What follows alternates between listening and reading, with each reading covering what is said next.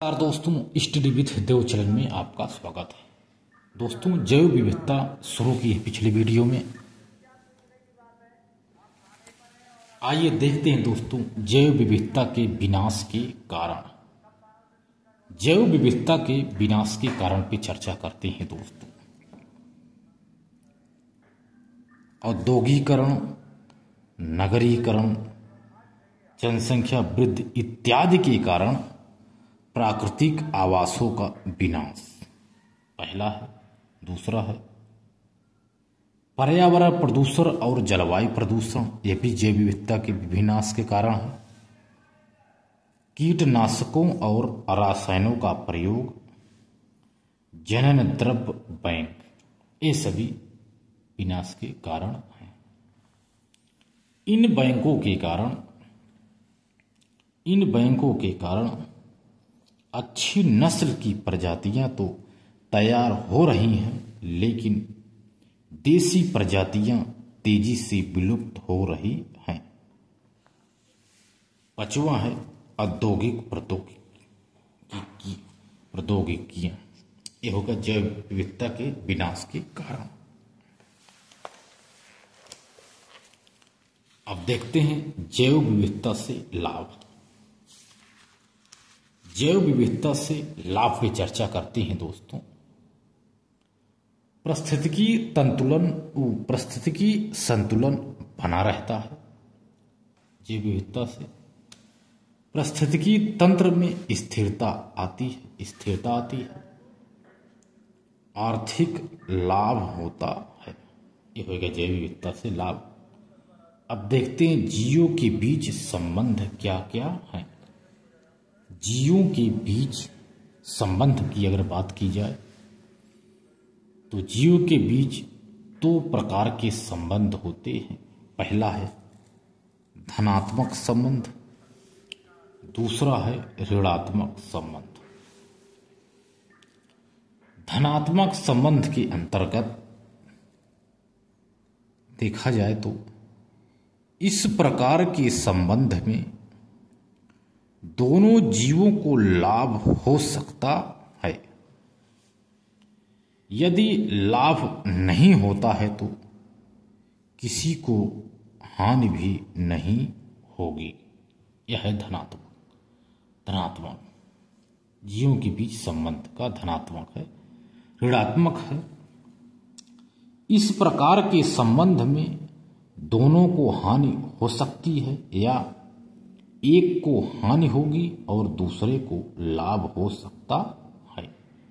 यह ऋणात्मक। अब देखते हैं दोस्तों धनात्मक संबंध क्या है। धनात्मक संबंध यानी यह कई प्रकार का हो सकता है। धनात्मक संबंध कई प्रकार का हो सकता है। इस प्रकार के संबंध में दोनों जीवों के बीच कोई सीधा व भौतिक संबंध नहीं होता है, लेकिन दोनों एक दूसरे को अप्रत्यक्ष रूप से लाभ पहुंचाते हैं। जैसे जमीन के अंदर रहने वाले अपघटक पौधों को लाभ पहुंचाते हैं। यानी यही है, यह कई प्रकार का होता है धनात्मक संबंध। इस प्रकार के संबंध में दोनों जीवों के बीच कोई सीधा व भौतिक संबंध नहीं होता, लेकिन दोनों एक दूसरे को अप्रत्यक्ष रूप से लाभ पहुंचाते हैं। ऋणात्मक संबंध, ये संबंध निम्न प्रकार के हो सकते हैं। ऋणात्मक संबंध निम्न प्रकार से हो सकते हैं। जैसे प्रतिस्पर्धा। प्रतिस्पर्धा क्या है? यानी जीव भोजन, जल और ऊर्जा के लिए प्रतिस्पर्धा करते हैं, रहते हैं, जिससे दोनों को नुकसान होता है। प्रतिस्पर्धा का यही मतलब है। दूसरा है परजीविता या परस्पर जीविता। क्या है परजीविता? जब एक जीव अपने पोषण के लिए दूसरे जीव पर निर्भर रहता है तो इसी को परजीविता कहते हैं।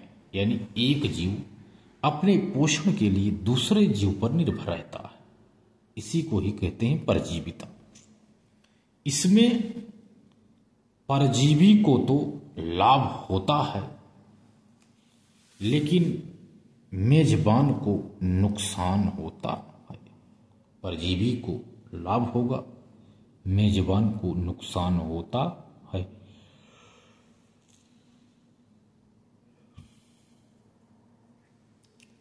जब एक परजीवी दूसरे परजीवी पर निर्भर रहता है तो इसी को परापरजीविता कहते हैं।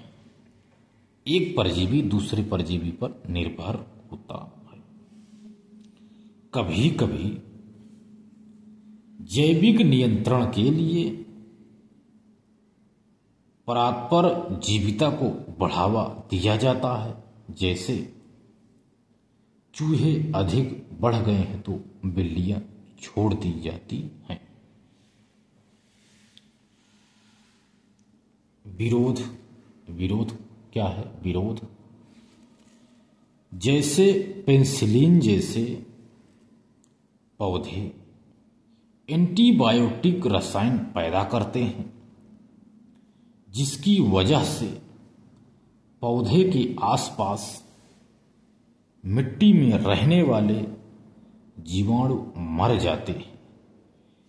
इस प्रकार के संबंध में एक जीव को नुकसान होता है लेकिन दूसरे को लाभ भी नहीं होता है।